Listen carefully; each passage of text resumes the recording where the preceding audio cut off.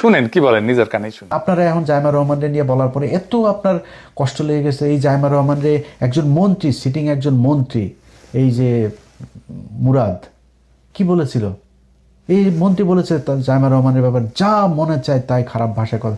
ওই তখন মন্ত্রীর বাসায় গিয়ে তো হামলা করতে পারেন নাই।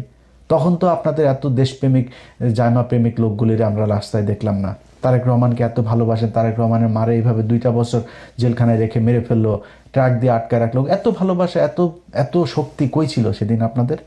একটু দেখাইতেন তাহলে তো খালেদা জিয়ার জেলখানায় গিয়ে মরতেন। খালেদা জিয়া কি মারা গিয়েছে নাকি? তারা হত্যা করা হয়েছে। অতএব একটু ধৈর্য ধরেন।